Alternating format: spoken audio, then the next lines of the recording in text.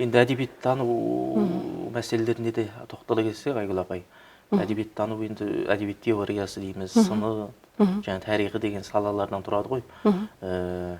Жаңа өзіміз айтып отырған осы бір әдеби үрдістер, әдеби процестерге осы біздің мына ғылыми сараптамаларымыз, сыни пікірлеріміз, осылардың табиғатын ашып көрсету, осы қоғамдағы жүйесіздіктің, ұйқастықтың бір теориялық бір түсініктерін, ғылыми сараптамаларын беретін әдебиет теориясының нысаны ғой негізі. Осы бағыт ғылымдағы кішкене ақсаңқырап тұрғандай, осы бағытқа, осы уақыттың ағымына ілесе алмай жатқандай сезіледі маған. Енді бұл енді әдебиеттану мәселесін айтып отырсыз ғой, жалпы қазіргі енді әдебиеттануға келетін болсақ, қазіргі шығып жатқан кітаптарды саралайтын болсақ, енді қазіргі біздің әдебиеттанушылардың көпшілігі шетелдік әдебиеттанушылардың ыңғайында жүрген сияқты. Өйткені кейбір қорғалып жатқан жұмыстарға қарасам, енді біз ғылымның ортасында жүрміз ғой, докторантурада, магистратурада балалар оқиды. Олардың көпшілігі кейбір жұмыстарды тіпті өздері түсінбейтін туралы мәселе жазғысы келеді. Енді ол жұмыстар көрініп тұрады, адам қаншалықты өзінің несін, объектісін, ғылыми объектісін қаншалықты меңгергендігін ол көруге болады қай кезде болсын, иә. Сондықтан көбісі қазір айтқанда формашылдыққа салынып жүрді, ішкі мазмұнын меңгермейді. Жалпы формашылдыққа салыну қазір біз қоғамның үлкен бір кемшілігі. Тіпті қайбір өмірдің қайбір саласында болмасын, біз тек қана формасын алуға тырысамыз да, оның мазмұнын меңгеру, өз жеткілікті деңгейде түсіну деген сияқты мәселелер бізде кемшін қалып, біздің қоғамның өзі алға дамай отырғанның да себебі сол деп ойлаймын мысалға. Оны енді бір алысқа бармай, тек өзіміздің әдебиетіміздің аясында қарастырайық. Енді мен әдебиеттануға келетін болсақ, енді әдебиет теориясы бізде көп жаңармайтын жағдайы бар, оны жасырмау керек. Кезінде Зәки, болмаса Зейнолла ағаларымыз өзінің бір әдебиет теориясын, сөз өнері деген кітабымызға Зейнолла ағамыз 3-4 рет қайта-қайта толтырып басып отырды. Ол кісі бекерден бекер емес қой, яғни қоғамда жарық көріп жатқан әрбір мәселені ол кісі қарайды да, оны, яғни анау жұмысқа сәйкес келіп отыру керек қой. Қоғамға қарай ілесіп отыру керек. Сондықтан ол кісі сөзсіз толықтырып жетілдіріп отырады. Сондықтан мен ойлаймын, осы алдымыздағы өткен керемет ағаларымыздың осы бір ерекшеліктерін біз қазіргі ғалымдар соны меңгерсе деген ойым бар. Енді тіпті өзінде де сондай байқалады. Енді әр адам өзінің басына, өзінің бойына қарау керек қой, бірінші бір өтірік айтпас тұрын. Мысалға, менде қазір өткенде қазақ өлеңінің құрылысы бойынша еңбегімді, монографиямды жаздым, ол көбінесе сол кездегі ақындардың мысалында, жүйесінде талданды. Одан кейінгі қазір көп өзгеріп кетіпті. Қазіргі ақындарды қараймын да, яғни уже менің жұмысым сол неде қалып қойды, сол уақытта. Берғай жылжымай қалды. Соны арғай жылжыту керек. Сондықтан бізде ғылымда болсын, өмірдің қай саласында болмасын, осындай жүйелі жұмыс істеу, тиянақты жұмыс істеу мәселесі өте бір керек мәселе деп ойлаймын. Енді біздің әдебиеттануда тағы да кемшілік түсіп тұрған нәрсе негізі автобиографиялық зерттеу әдісі деген бар бізде. Яғни бізде осы шығарма, автор, кейіпкер, негізі шығарма, автор, оқырман, кешірім, кейіпкер емес. Осы үшеуін тұтастай түсіну, тұтастай қабылдау деген сияқты мәселелер көп қарастырылмайды. Бізде бір автор туралы тіпті бізде мүлдем әңгіме айтылмайды. Негізі батыс әдебиетінің, жалпы әлемдік әдебиеттің бәрінде тұтынып отырған орыс әдебиетінің өзінде де автор деген шығармадан бөлек қарастырылмайды. Біз аламыз да тіпті кейбірдің авторларын атамауымыз да мүмкін. Ол автор өзі бар. Оның белгілі жазушы екенін білеміз, белгілі ақын екенін білеміз. Оның шығармадағы, оның несінің көрінісі, оның болмысын, дүниетанымның көрінісі ретінде осы бір мәселе бізде айтылмайды. Сондықтан осылай ойлаймын, жалпы қайбір ақынды, тіпті Абайдың өзінің, Мұхтар Әуезовтің өзінің несі, өзі айтып кетті ғой. Одан кейін Тұрсынбек Кәкіш да өзінің бір несінде айтып кетті мақаласында. Осы біз Абайдың өзінің шығармашылық Иә. шығармашылық биографиясы жазылмай жатыр. Иә, яғни оның өлеңімен оның өмірінің арасындағы бір байланыс жоқ. Біз көбінесе аламыз да Абайдың өлеңдерін жеке алып зерттеп керемет жазып береміз да, оның авторы Абай екенін білеміз, бұл дарға ештеңе жоқ. Бұл да негізі авторының өмірмен қоса жүрген өзі шығарманың табиғаты ашыла түседі. Енді мысалға мен ойлаймын, мысалға бізде кішкене осы тұрған бағы ашылған ретінде осы кімді айтуға болады? Шерезін Елеукенов кімдің? Мағжан Жұмабаев деген эссесінде керемет, маған сондай еңбектер. Болмаса Тұрсынбек Әкіш ағамыз, Сәкен Сейфуллиннің бүкіл шығармашылығын, бүкіл өмірін, тұтас өмірін сол кісінің шығармасына арнады, иә, өміріне толыққанды. Сол сияқты Мұхтар Әуезовтің өзі Абай мен оның шығармашылығына, енді ол кісі енді қандай жағдайда жүріп жазғанын біз білеміз ғой. Тұрсын Жұртбай ағамыз, иә. Бізде осы тұрғысынан осындай бір мәселе жетіспейді. Бұл бір мәселе. Содан екінші мәселе, енді бізде әлемдік әдебиеттің бір несі ретінде көрінуіміз керек, бір бөлшегі ретінде. Осы күнге дейін біз өзіміздің ауылымыздан шықпадық, өзіміздің ауылымыздан, тіпті Абайдың өзін өткенде мен де мақаламды жаздым. Кімде одан кейін сол Қазақ әдебиеті газетінің тілшісі де жазды соңында. Абайды әлемге таныттық дегенмен, бірақ Абай туралы бір әлемге көрсететіндей бір дүниеміз жоқ екен. Абай енді ол Шекспирден кем емес, Абай Гетеден кем емес, Абай әлемдік тұлға екенін білеміз, қазақтар мойындадық, бірақ басқа халықтар білмей жатыр ғой. Оны қалай танытамыз деген сияқты мәселенің барлығы осы Абайды әлемдік контекстте зерттеу. Жалпы қазақ әдебиетінің қай бір тұлғасын болмасын, әлемдік контекстте зерттеу мәселесі негізі қойылу керек. Яғни бұл компаративизм мәселесі. Өзі компаративизм деп аталады. Мысалға мен ойлаймын, мысалға орыс әдебиетінде, мен көбінесе орыс әдебиетін оқимыз ғой, енді орысша білгеннен кейін. Орыс әдебиетінде орыс әдебиеттанушыларының еңбектеріне қарағанда, олар кеңестік кезеңнің өзінде өте батыл болды. Кеңестік кезеңнің өзінде олар бүкіл өзінің авторларын, ақын жазушыларын барлығын әлемдік контекстке салып, сол жерде зерттеді, сол жерде талдады. Содан кейін олар өзінің әдебиетін өте жақсы дамытып алды да. Қазір орыс әдебиеті жалпы әлем әдебиетінде алдыңғы қатарда тұрған. Сондықтан мен ойлаймын, біздің қазақ әдебиетте керемет бай ғой. Бай. Мысалға прозада қаншама керемет шығармалар бар. Поэзияда қаншама керемет шығармалар бар. Соның ешқайсысын біз енді алып өзіміздің немізден шықпай қаламыз. Өзіміздің аудиториямыздан шықпаймыз. Сол жағынан келгенде, енді мен шетел әдебиетінің тарихын оқимын, өзімде сондай сабағым бар. Сосын балаларға оны айтып отырамын. Шетел әдебиетін біз жатырқамауымыз керек. Шетел әдебиетін, шетелдің авторларын біз оқуымыз керек, меңгеруіміз керек. Тіпті керек болса, біздің ақындар мен олардың арасында ықпалдастық, бір сабақтастық, болмаса тіпті бақталастық та болуы мүмкін ғой. Кейбір алған кезде біздің жазушыларымыз әлдеқайда жақсы жазуы мүмкін ғой. Бір белгілі бір мәселені, мысалға, әйелдің теңсіздігі туралы. Бүкіл әлемде ол әйелдің теңсіздігі туралы бүкіл әлемге кеңінен жайылған тақырып қой. Бірақ соның өзінде қарап отырсаңыз, Мағжанның бір ғана әңгімесінде әйелдің теңсіздігі өте бір керемет терең алынады. Мысалға, Толстойдың өзінде Анна Каренина, ол енді өзі орыстың сол кезде қоғамына байланысты. Француз жазушылар да сол өзіндік кезеңіне қарай алып отыр.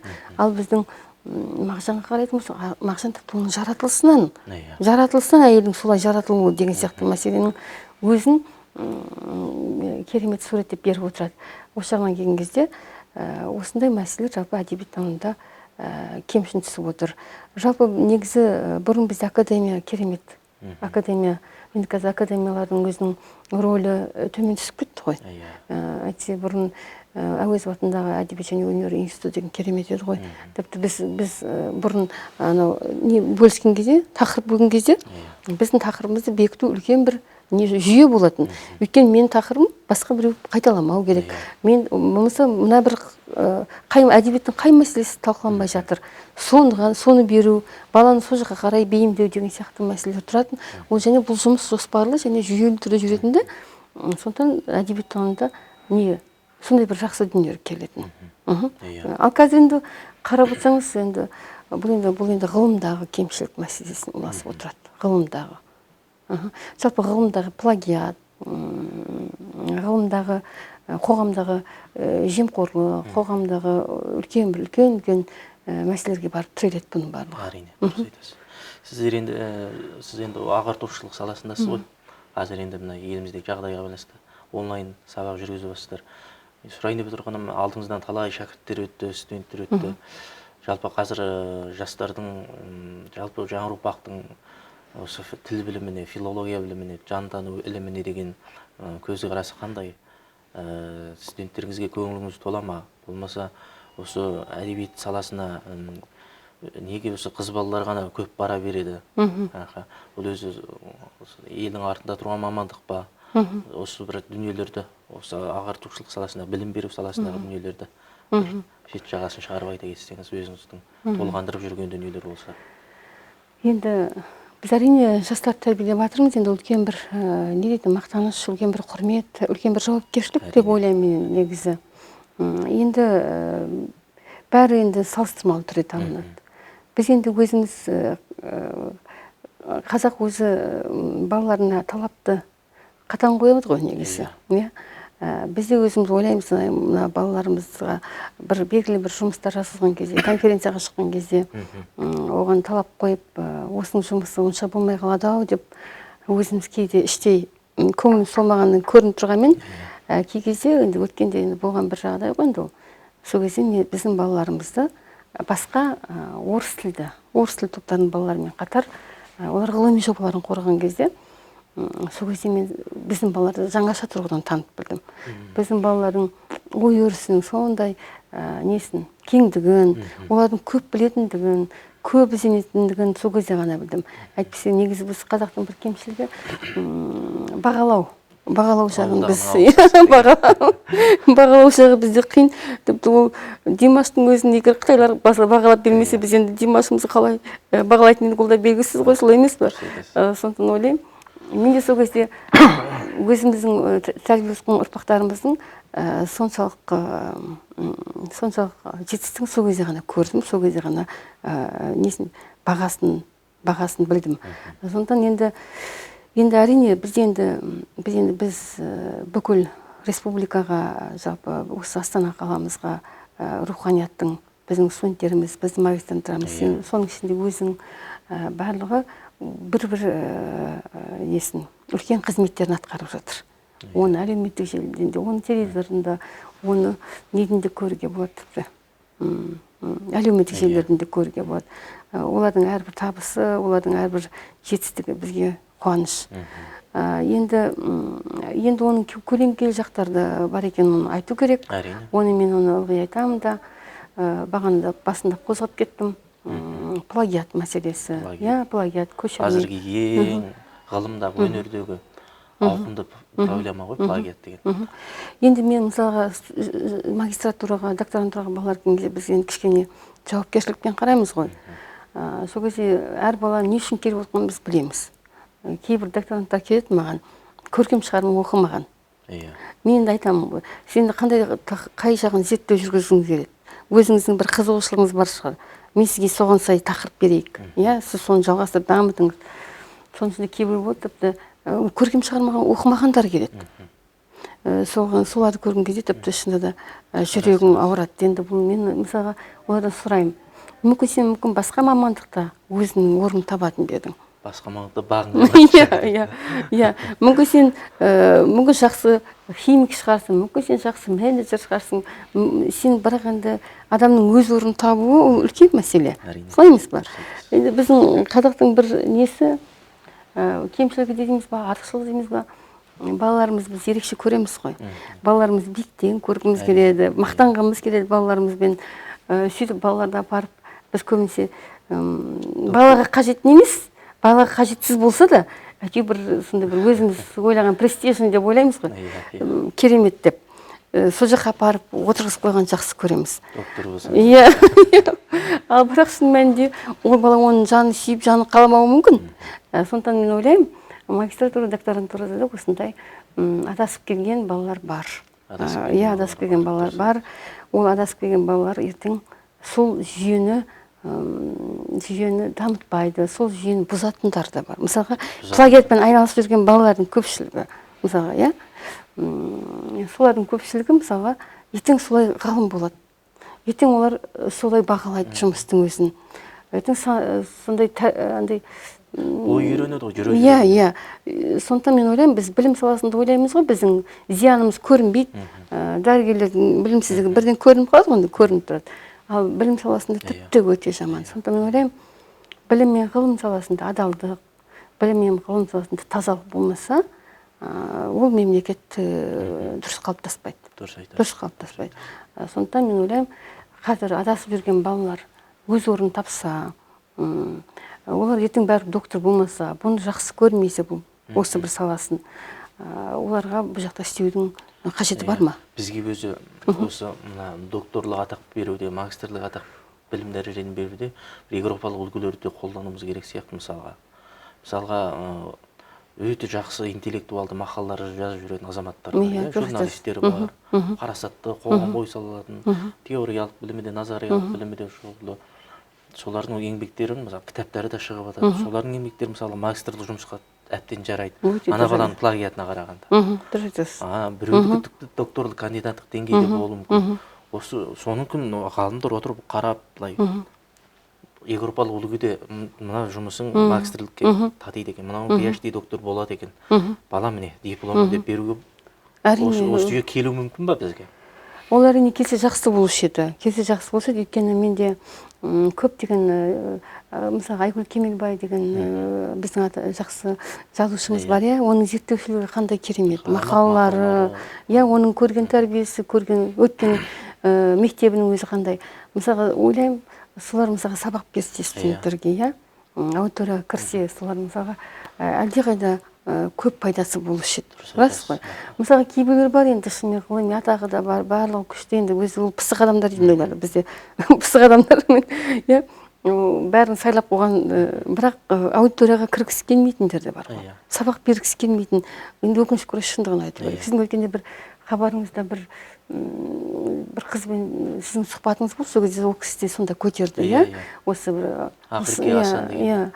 осы қалай оқыту жүйесінің дұрыс еместігін, оқыту жүйесінде кемшіліктердің барлығын ол кісі айтып отыр. Ол шындығында солай. Сондықтан оны ойлаймын, егер сондай болса, өте жақсы болушы еді. Адамды, мысалға, қоғамда талай талантты азаматтар болды ғой. Өзі орындап, Әмірхан Балқыбек деген өте әдебиет зерттеулері, еңбектері керемет еді. Таласбек ағамыз өтті өмірде, мысалға, марқұм болып. Соларды орын тауып пайдаланылмалдық қой, негізінен білімін, интеллект. Байлық қой олар, мемлекеттің байлығы, біздің байлығымыз дегендей. Осы әдебиет тану мәселесіне, әдебиет теориясына деген... Тұрсынжан Шапай ағамызды, иә? Қанша азаматтар бар, айтып тауыса алмаймыз. Осы әдебиет теориясына қатысты еңбектердің кішкене ойлаймын, бір қасаң, бір академиялық жүйеден көрі, осыған бір эстетикалық тұрғыда, өнер тұрғыдан қарауға бола ма? Сөйткен кезде жанданып, қан айналыс болатын сияқты да сезілетсіз. Ойды қалай қарайсыз осы дүниеге? Енді ойлаймын, мысалға, әрдеменің өзінің шегі болады, иә? Мысалға, кейбір болуы мүмкін, кейбір ғылыми еңбектер қарасаңыздар, мысалға, түгелдей су болуы мүмкін, иә? Олар тек қана ойлайды, енді әдебиет деген сөз екен дейді, сөзді орынсыз қолданып жататындар болады. Олардың енді ғылыми салмағы жоқ, ондайларды бізде су деп айтады. Су, иә, еңбек су екен. Су екен дейді. Ал енді кейбіреулер болады, өзі ғылымның өзінің стилі бар ғой. Мысалға, мен ғылымның стилін ретінде кімді, Зәки Ахметтің еңбектерін өте үлгі ретінде ұсынамын, себебі ол кісі таза ғалым. Академия ғылымда. Ол кісіде шалқыған бір сезім, бір эссе сияқты жанрға кетіп қалмайды. Ол кісі бәрін анық дәлелдеп мынандай жүйелеп береді бітті. Ғылымның өзінің бір стилі болады. Сонда мен өзім де сондай жақсы көремін. Әрине кей кезде шалқып кеткім келеді, ана өлеңді оқып отырып, өлеңге сай бір толғанысқа түсіп кетіп жазғым келіп кетеді ғой. Бірақ ол ғылымның стиліне келмейді ғой. Ал енді шығармашылық тұлғаларды алатын болсақ, мысалы бағана Айгүлді айттым, болмаса біздегі Амангелді, біз енді докторантурада оқып жатыр, шүкір дегенде, ол кісінің ғылымға ойын бұрып жатқаны өте жақсы. Соның еңбектерін қарасаң, әрине одан бір ерекше эстетикаға ләззат аласыз. Ондай да жұмыстар болу керек. Мысалға Айгүл мысалға шәкәрім бір ғана өлең талдап қаншама мәселелерді шығарады, бүкіл әлемдік дүниені шығарып отырады.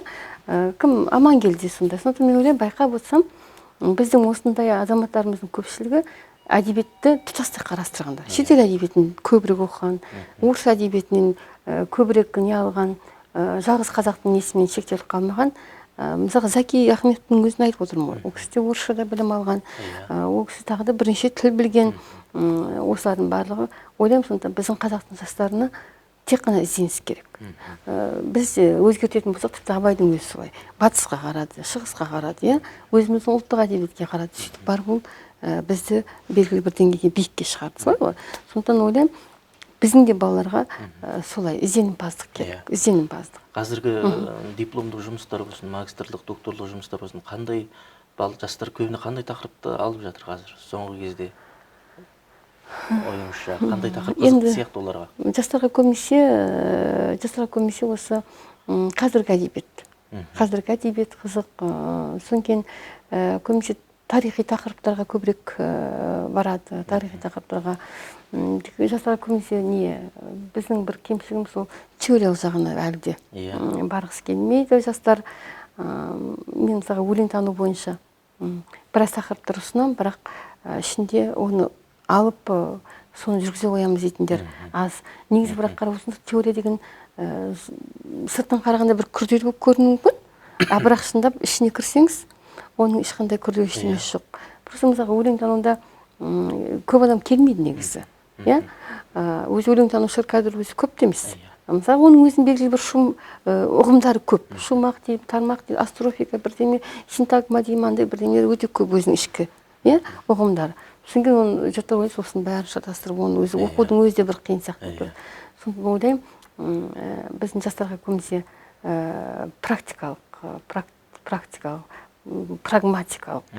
прагматикалық ойлау жүйесі жетіспейді. Енді ойлаймын, ол жетіспейді деп айту ол дұрыс емес негізі. Керек. Сондықтан ойлаймын, болашақта өз қоғамның өзі біз сол жаққа алып келе жатыр. Қоғамның өзі біз қаласақ, қаламасақ деп біз сол жаққа қарай бара жатырмыз. Прагматизм, әрдеменің өзін не нәрсе керек, не нәрсе керек емес деген сияқты мәселе. Егер сіз ертең әдебиеттің мәселесі сізді керек емес тақырыппен айналсаңыз, сіз көп жерде өзіңізді көрсете алмауыңыз мүмкін ғой, солай емес пе? Сондықтан да біздің жастардың көпшілігі қазір енді біз өзімізде әрқашан ізденіс үстінде жүреміз. Яғни әлемдік әдебиеттану жалпы біздің қоғамға қажетті мәселе. Біздің қоғамға қажетті қазір мәселе не? Көбінесе ескі әдебиетті жаңа идеялық тұрғыда ашып көрсету. Тіпті Абайдың өзінің еңбектерін жаңаша түрде таразылап беру. Мысалға бізде осы бір кемшілік бар, бізде осы 70 жыл кеңестік уақытта болдық қой. Сол кездегі ақындардың көпшілігін өлеңдерін іске алғысып тастау. Осылар сол жүйеде жазды, кеңестік жүйеде жазды, аса қызығы жоқ деген сияқты бір әңгімелер естіп қалам.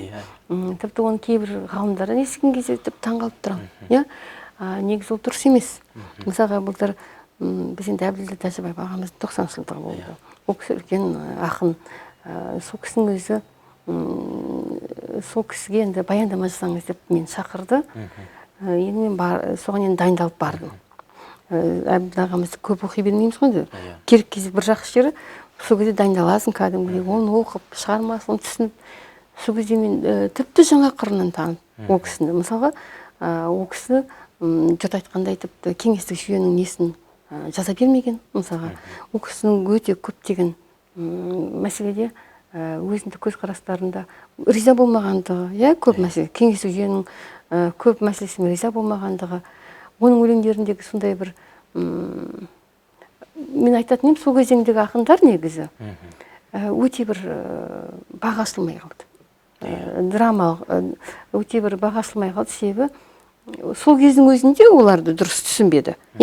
Оларды тек қана анау кеңес тұрған жазған өлеңдері ғана насихатталып, сол ғана айтылып отырды да, оның шын ар жағында жатқан көп дүниесі, жүрегіндегі шын сыры бізге ашылмай жатыр. Ал енді жаңа заман келді, ой, олардың барлығы сондай, тағы да ол кісілерге қиянат жасалып жатыр, қысым жасалып. Оларға айтып, оларда алатын не бар деген сияқты. Ашынып, ол дұрыс емес. Сонда мен ойлаймын, біздің енді тағы да жастарды біз енді соған қарай бағыттай береміз. Негізгі міндет сол әдебиетті жаңаша таразылау, жаңаша идеялық жүйеде таразылау, жүйеде бағалау, зерделеу деген сияқты мәселелерге назар аударамыз. Бәрекелді. Жуықта ұлттық аударма бюросы әдебиет теориясының бір 5 томдығы, 5 томдық, 1 томдық кіріспе, 4 томдығы. Сіздер пайдаланып жатсыздар ғой сол оқулықты. Сол оқулықтарда қандай неділер бар мысалға? Бізде жоқ, үйренетін дүниелер бар ма теориялық тұрғыдан? Енді сол күн алу керек шығар теориялық еңбек. Жоқ, енді әрине бұл енді мемлекеттің үлкен қамқорлығы, оларды әкеліп бізді осындай негізде жазса, осындай негізде жүргізсе, осыны үлгі қылса деген сияқты. Бұл енді әрине үлкен мәселелер, негізі дүние әлемнің керемет әдебиеттанушыларының еңбектерін жеке-жеке алып аударып отыр. Әдебиеттанудың негізгі мәселелерінің барлығы сорта қарастырылып отыр. Ол жерде әрине біздің әдебиетке әкелетін, әдебиетті сол жүйеде зерттейтін, әдебиетімізге концепциясы ретінде қалыптастыратын мәселелер өте сөзде жақсы айтылған. Енді бұл еңбектерді мен енді көбінесе енді әдебиет теориясында енді мен қазір өзім сабақ бермеймін, бір жаман шері, бірақ өзіме қатысты мәселелерде мен алып көрсетіп отырамын. Өлең талдау мәселесі қарастырылмапты, мен ойлаймын, оның өзінің бір себебі бар. Өйткені оның қажеті жоқ шығар деп ойлаймын. Өйткені әр халықтың өзінің бір, әр тілдің өзінің бір, жоқ, менталитет емес, өлеңдік жүйесінің ерекшеліктері бар. Мысалға біздікі силлабикалық өлеңдер, біздікі буынға негізделген. Европа, олар тоникалық өлеңдер, арабтардікі тіпті олар басқаша буынның созылмалылығына байланысты.